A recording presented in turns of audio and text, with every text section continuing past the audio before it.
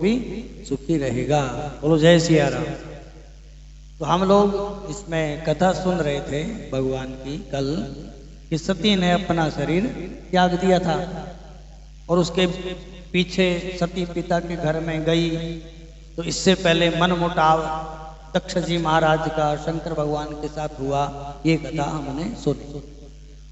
तो जब सती पिताजी के घर में गई तो अपने शरीर का उन्होंने वहीं पर ही त्याग कर दिया, छोड़ दिया। तो सारे के सारे यज्ञ में हाहाकार मच गया। भगवान के जो खास गण थे सती के साथ गए हुए थे, उन्होंने बड़ा उपद्रव किया। वहां पे महात्मा लोग थे, ऋषि लोग थे, उनके साथ मारपीट हुई। लेकिन भृगु ऋषि थे, उन्होंने अपने उस यज्ञ की उस समय रक्षा कर ली। समाचार मिला फिर महादेव,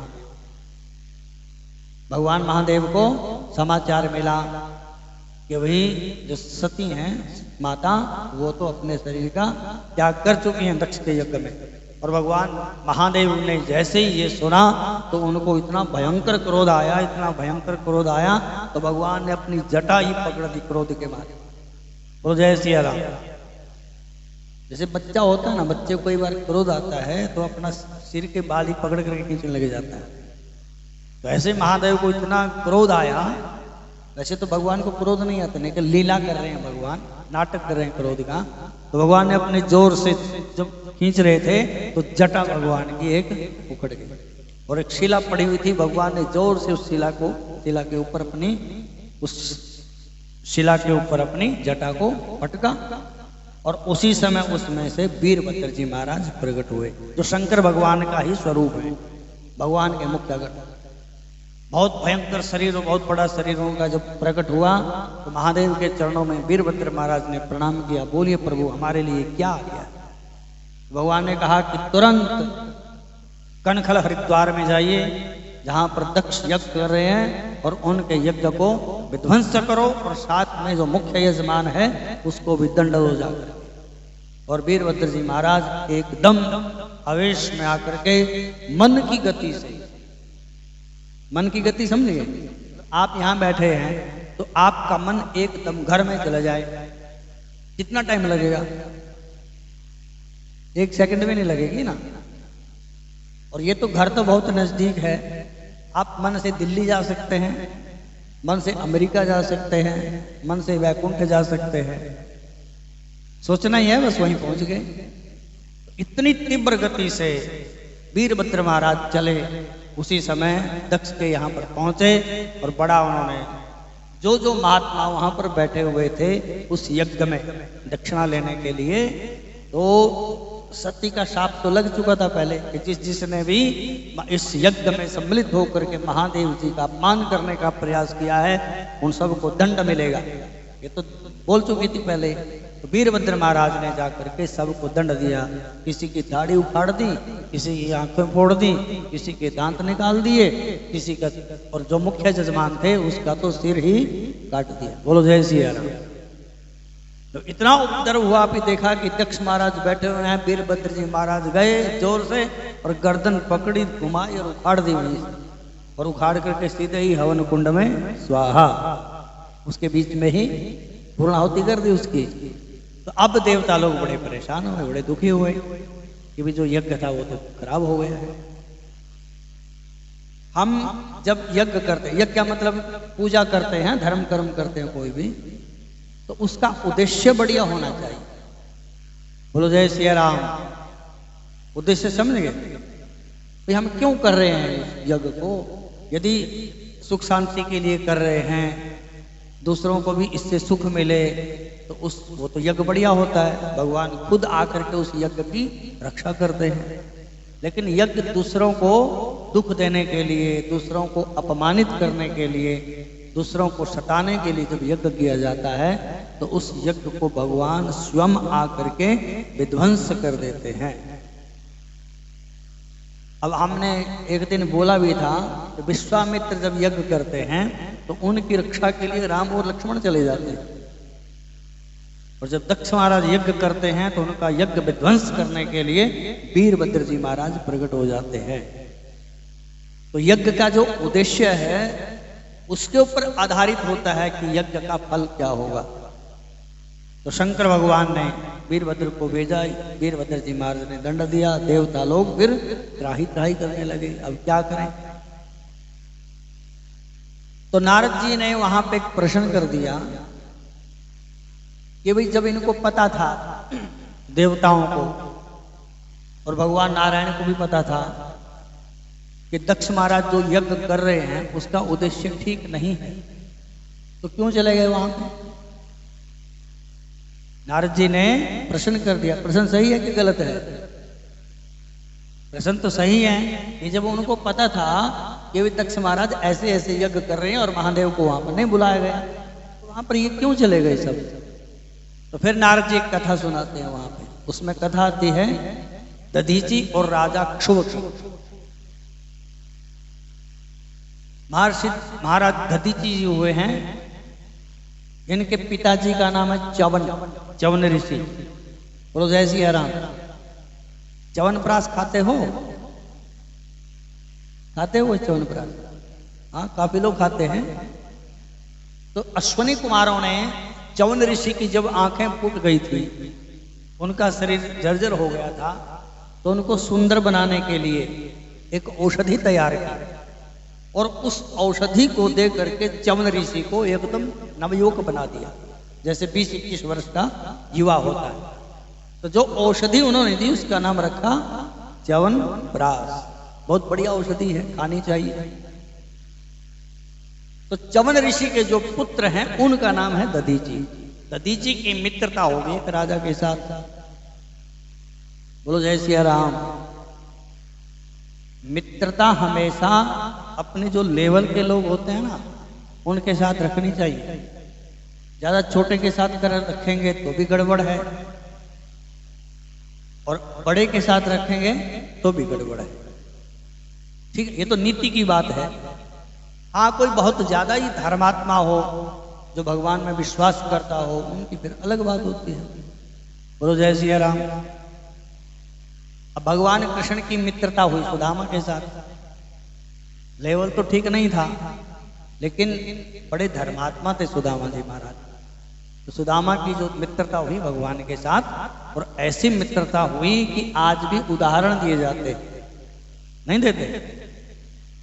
और एक मित्रता थी द्रोणाचार्य की और राजा द्रुपद की। आपने सुनी होगी कथा।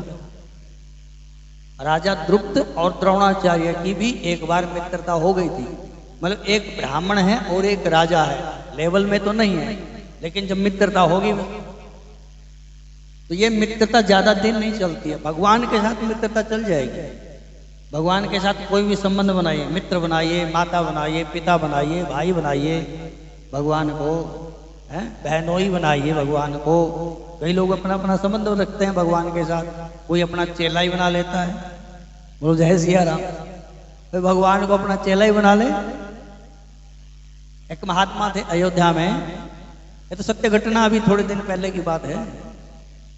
एक महात्मा अयोध्या में रहते थे, उनका गोत्र था वशिष्ठ, और वशिष्ठ जी महाराज राम जी के गुरु जी हैं। तो जब वो मंदिर में जाते थे महात्मा, तो अपने गले की माला भगवान राम के गले में डालते थे। पुजारी अच्छे थे, महात्मा को जानते थे। तो महात्मा जैसे आप यहाँ पे आओ तो आप बोलें कि आप गले में से उतार करके हमारी माला भगवान को डाल दे, तो हम थोड़ी डालेंगे। लेकिन जो महात्मा थे वो बड़े उच्च कोटि के महात्मा थे, उनको सब जानते थे। तो पुजारी जी आते और उनकी माला भगवान को डाल देते। तो किसी ने पूछा कि भगवान को क्यों डालते हैं? बोले हम इनके गुरु जी हैं और राम जी हमारे चेला हैं। तो गुरु जी की माला चेले को डाली जा सकती है। वहां पर उनका ये भाव था। अब समाज में कई प्रकार के लोग होते हैं, ले ऐसे थोड़ी मानने से हो जाएगा भगवान। अरे भगवान तो भगवान है, उनको चेला बना लिया तुमने, ऐसे थोड़ी होगा।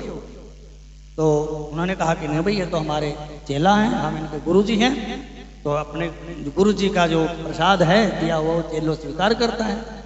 तो जब ये बड़ी लंबी चौड़ी बात हो गई, तो एक दिन महात्मा आए, तो सारे जो दूसरे महात्मा लोग थे विरोध पक्ष के, तो उन्होंने कहा कि नहीं, माला नहीं डलेगी, माला नहीं डलेगी। तो उन्हें कहा कि, और महात्मा रोने लगे। वो तो सच्चे थे, हृदय से मानते थे कि वे तो हमारा चेला है।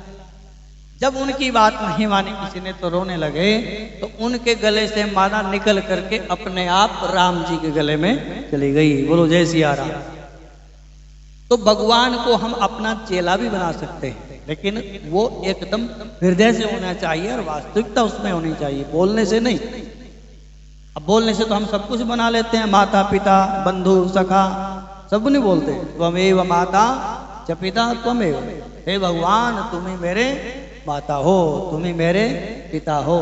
त्वमेव बंधु च सखा त्वमेव, तुम ही मेरे बंधु हो और तुम ही मेरे मित्र हो। त्वमेव विद्या, आप ज्ञान के भंडार हैं, ज्ञान मेरे अंदर जो भी है वो भी आप ही हैं, आप ही मेरी विद्या हैं। और द्रविणम, द्रविणम समझ गए हैं? हर रोज तो बोलते हो। द्रविणम का मतलब होता है धन, पैसा। आप ही मेरी विद्या है, आप ही मेरा पैसा है। आखिर में भक्त ने बोला कि त्वमेव सर्वम मम देव देव, आप मेरे सब कुछ हैं। माता पिता बंधु भाई चाचा ताऊ सब कुछ आपके साथ हमारे नाते हैं। तो ये जो हमारा बोलना है ये हृदय से बोलते हैं क्या? भगवान बोले कि भगवान प्रकट हो गए तो बोले लाओ अपने गाड़ी की चाबी दो, हैं, और घर की भी चाबी दो, और तिजोरी की भी चाबी दे दो। तो कौन कौन देगा भगवान को? हैं? सब देंगे, प्रकट होंगे तब देंगे ना। हैं? अब आपको ये लग रहा है कि भगवान प्रकट ही नहीं होंगे। बोलो जय सिया राम। तो भगवान के साथ कोई भी हम नाता जोड़ करके रखें तो भगवान उस नाते से प्रसन्न हो जाते हैं। हमारे यहाँ पे ना, यहाँ पे वो है गवर्नमेंट क्वार्टर पीछे TBRL के, वहाँ से एक माता आती थी। तो हमने एक बात चल गई, जैसे बात चलती, तो उन्होंने कहा कि भगवान शंकर तो हमारे पिता हैं। अच्छा जी, और पार्वती हमारी माता हैं। मैं कहा अच्छा, और मेरे 2 भाई हैं। कौन कौन? एक गणेश और एक कार्तिक जी महाराज, ये उनके भाई हैं। ये हमारा उनके साथ नाता है। तो भगवान के साथ कोई भी नाता बनाओ। हाँ, मित्रता जो है संसार में लेवल में होनी चाहिए, लेकिन भगवान फिर छोटा बड़ा नहीं देखते। भगवान तो नहीं देखते, लेकिन किसी के साथ संसार में जब हम मित्रता का संबंध स्थापित करते हैं तो वहां पे लेवल देखना चाहिए। हमारा सत्र कैसा है, कहीं से डाउन तो नहीं है, नीचे तो नहीं है, या इससे ज्यादा ऊपर तो नहीं है। थोड़ा बहुत तो चल जाता है 19-21 तो, लेकिन जमीन आसमान जब नहीं चलता। बोलो जय सिया राम। तो द्रोणाचार्य की मित्रता थी राजा द्रुपद से, और मित्रता उनकी नहीं चली। कहां तक चलेगी? एक साधारण ब्राह्मण और एक राजा, उनकी मित्रता नहीं चली। और आखिर में उनका ऐसा युद्ध हुआ, मतलब लड़ाई ऐसी हुई कि महाभारत में आकर के उनका पीछा छूटा। और ऐसे ही एक ऋषि हैं जिनका नाम हम कथा सुन रहे हैं, उनका नाम दधीची। दधीची की मित्रता होगी राजा क्षुभ के साथ। तो आपस में बैठे हुए थे एक दिन, तो चर्चा चल गई सबसे श्रेष्ठ कौन होता है। कईयों की आदत होती है अनावश्यक बातें मनगढ़ंत वैसे कर दी शुरू बैठे बैठे। तो दधीची और क्षुभ राजा बैठे हुए थे, तो ये कहने लगे कि श्रेष्ठ कौन होता है। तो दधीची ने कहा कि ब्राह्मण श्रेष्ठ होता है। तो राजा कहता है कि ब्राह्मण श्रेष्ठ कैसे हो गया? राजा श्रेष्ठ होता है क्योंकि राजा में सारे लोकपाल निवास करते हैं। सर्वदेव मयो राजा, राजा के शरीर के अंदर सारे देवता निवास करते हैं। तुम श्रेष्ठ कहां से हो गए? अब दधीची ने अपना पक्ष रख दिया और उसने अपना पक्ष रख दिया। अब जब एक दूसरे को वो बोलते हैं, अगर कोई छोटा बोलता है कि मैं छोटा तुम बड़े, फिर तो लड़ाई बंद हो जाती है। और जब बोलेंगे तू छोटा है मैं बड़ा हूं, फिर लड़ाई बंद थोड़ी होगी। तो क्षुभ को, राजा क्षुभ को इतना क्रोध आ गया कि क्रोध के मारे तलवार उठाई और दधीची ऋषि का सिर काट दिया। बोलो जय सिया राम।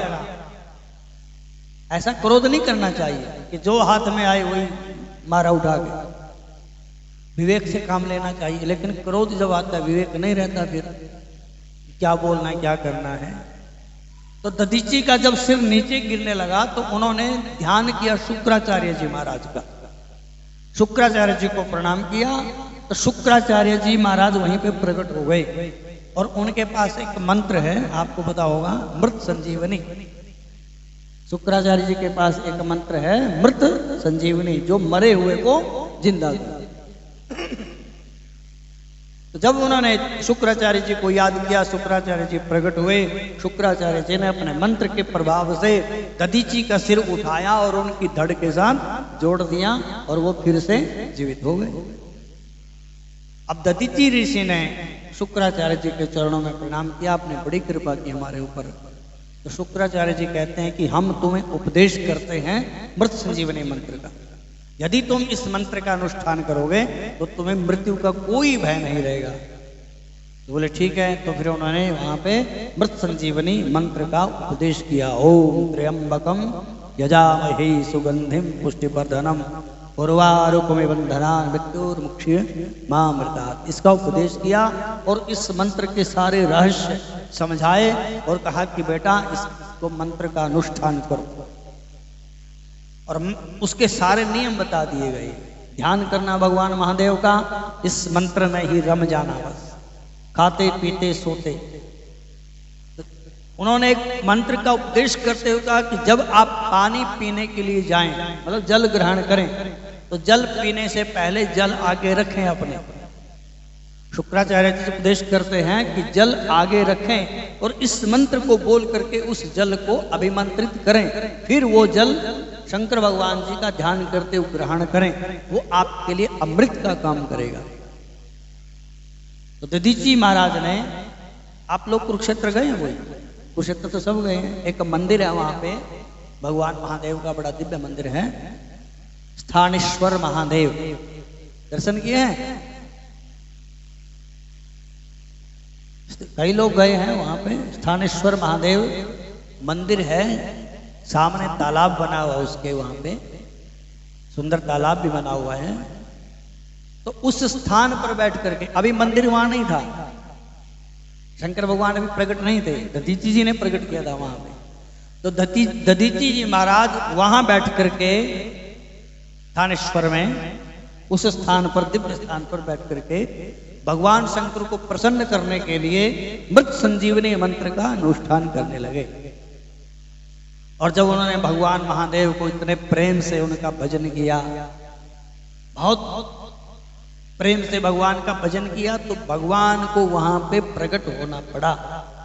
बोलो शंकर भगवान की जय। जहां पर प्रेम होता है वहां पर भगवान प्रकट हो जाते हैं, क्योंकि भगवान सब जगह हैं और भगवान प्रेम से ही प्रकट होते हैं। और शंकर भगवान इस बात को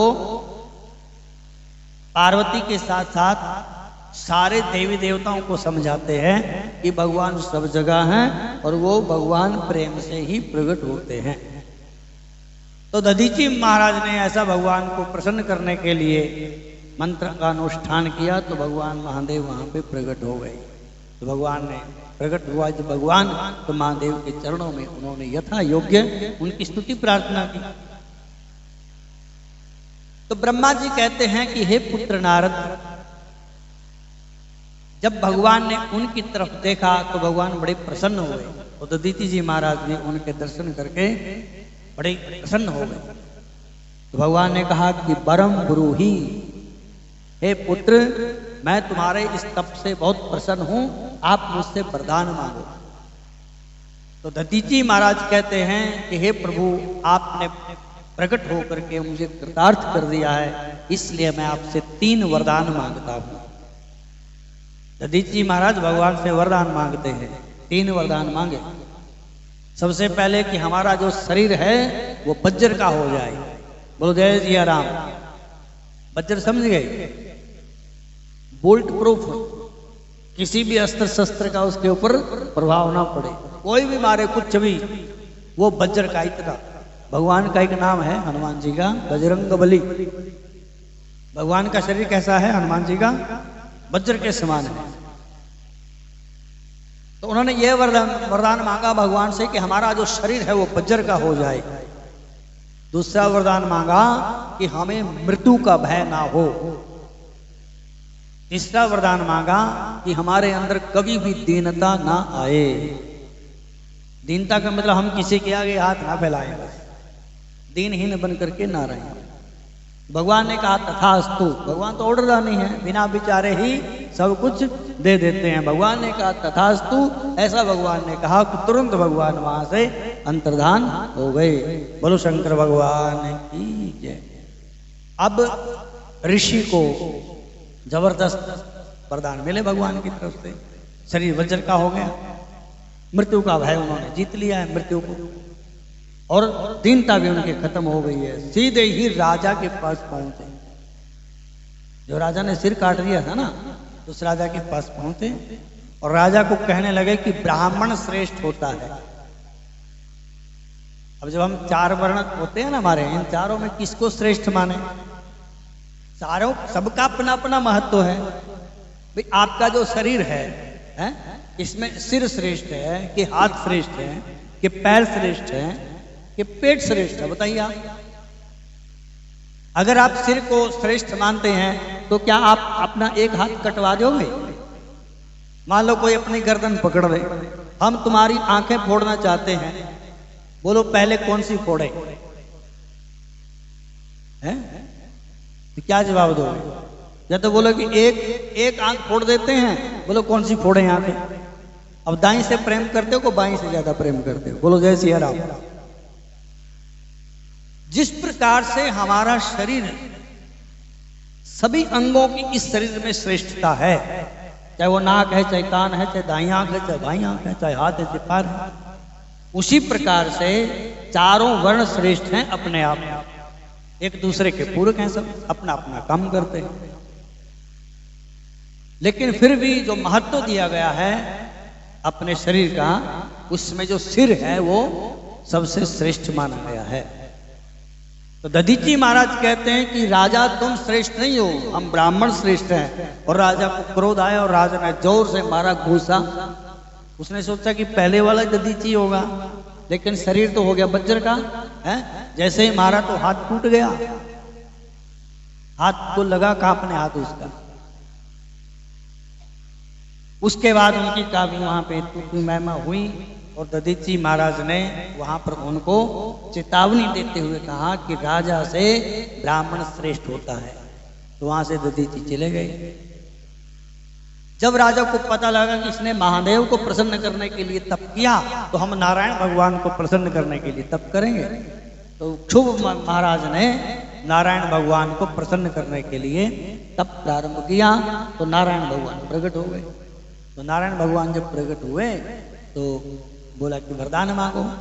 उसने कहा कि हमारा एक शत्रु है। कौन? बोले दधीची। बोले दधीची के साथ लड़ो जा करके हमारी तरफ से, और उसको आप दंड दीजिए। तो भगवान दधीची के पास जब जाते हैं तो वेश बदल करके गए भगवान। दधीची ने वहां पर भगवान को पहचान लिया। सारे देवी देवता भी वहां पर प्रकट हो गए। नारायण भगवान भी अपने स्वरूप में प्रकट हो गए और दधीची के ऊपर अनेक प्रकार के अस्त्र शस्त्रों से प्रहार करने लगे। लेकिन शंकर भगवान के ऊपर जिसकी कृपा होती है उसको उसका कोई कुछ नहीं बिगाड़ सकता।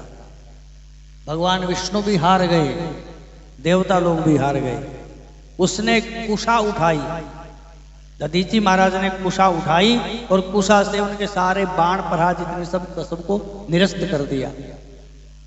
और वहां पे उन्होंने शाप दिया कि तुम सारे देवी देवता भी इसके पक्ष में आयु इकट्ठे होकर के मैं तुम्हें शाप देता हूं कि तुम्हें दक्ष के यज्ञ में महादेव के गणों से तुम्हें अवश्य ही दंडित किया जाएगा। इसलिए दधीची का श्राप था वहां पे नारायण भगवान को भी और देवताओं के लिए भी। जब वहां पर पहुंचे तो उनकी स्मृति खो गई, मतलब भूल गए वो सब कुछ बातें कि हमें जाना चाहिए कि नहीं जाना चाहिए। उनकी जो विवेक बुद्धि थी वो खत्म हो गई। तो ब्रह्मा जी नारद जी को कथा सुनाते हुए कि पुत्र ये दधीची के श्राप के कारण सारे देवता और नारायण भगवान भी उस यज्ञ में पहुंच गए थे। तो तो अब देवताओं को लगा कि हमें यहाँ नहीं आना चाहिए था, तो सारे के सारे देवी देवता मिल करके भगवान महादेव की शरण में जाते हैं। बोलो शंकर भगवान की जय। और देवताओं ने मिल करके भगवान महादेव को प्रसन्न करने के लिए खूब वहां पे उन्होंने भगवान की स्तुति की। भगवान महादेव बड़े प्रसन्न हो गए। भगवान ने कहा कि आओ देवताओं, कहो क्या बात है। हालांकि भगवान तो जानते हैं, भगवान का एक नाम है अंतर्यामी। भगवान का नाम है अंतर्यामी। अंतर्यामी का अर्थ है कि जो आपके अंदर की बात जानता है। कितना भी छुपा करके रखिए, भगवान से कुछ छुपा पाएंगे? भगवान से कुछ भी छुप नहीं सकता। दुनिया से छुपा सकते हैं, संसार से छुपा सकते हैं, लेकिन भगवान तो सब जानते हैं। तो देवी देवताओं ने मिल करके भगवान की खूब स्तुति की। तो भगवान ने कहा कि कहो क्या कारण। उन्होंने कहा कि महाराज हमसे गलती तो हुई है, ठीक है, लेकिन अब जो मुख्य हमारे यजमान हैं दक्ष जी महाराज, उनका भी वध हो गया और यज्ञ भी विध्वंस हो गया। इसलिए आप तो यज्ञ के अधिष्ठात्री देवता हैं, तो आप उस यज्ञ को पूर्ण कीजिए। भगवान को बहुत जल्दी दया आ जाती है, शंकर भगवान को, क्योंकि करुणा के अवतार हैं भगवान। कर्पूर गौरम करुणा अवतार, करुणा के अवतार हैं। तो भगवान को लगा कि चलो कोई बात नहीं, जब इन्होंने गलती अपनी स्वीकार ही कर ली है तो जरूर चलना चाहिए। बोलो जय सिया राम। पार्वती ने जब कथा सुन रही थी तो बीच बीच में प्रश्न करती थी पार्वती। भगवान महादेव कथा सुना रहे हैं और पार्वती जी कथा सुनती हैं। तो पार्वती बीच बीच में प्रश्न करती है। जैसे सुंदरकांड की कथा सुना रहे थे, उन्होंने कहा कि भगवान हनुमान जी तो इतनी गति से चले, देवी इतनी गति से कोई उनकी गति को माप नहीं सकता था। तो पार्वती ने पूछा कि कितनी गति से चले। भाई जो स्पीड होती है ना, उसकी कोई स्पीडोमीटर था कोई, कितनी गति से चले। तो भगवान महादेव तो उठ पटांग के प्रश्न पूछती रहती हो बीच बीच में, अब कितनी गति से चले, क्या चले, वो छोड़ो। बोले नहीं नहीं बताओ ना, हनुमान जी की स्पीड कितनी थी जब हनुमान जी लंका में चले सीता का पता लगाने के लिए। तो उन्होंने एक बहुत सुंदर वहां पे उत्तर दिया कि जिमी अमोघ रघुपति कर बाण। भगवान का जो बाण है उसका नाम है अमोघ। अमोघ का मतलब समझ गए? मोघ का अर्थ होता है व्यर्थ, और इसका विपरीत अमोघ, जो कभी भी व्यर्थ ना हो, बस अपने निशाने पे सही जा करके लगे। तो भगवान का भगवान का जो बाण है वो अमोघ होता है। जैसे कोई दवाई नहीं देते, बोले राम बाण के समान काम करती है दवाई, मतलब ये कभी व्यर्थ नहीं जाती है।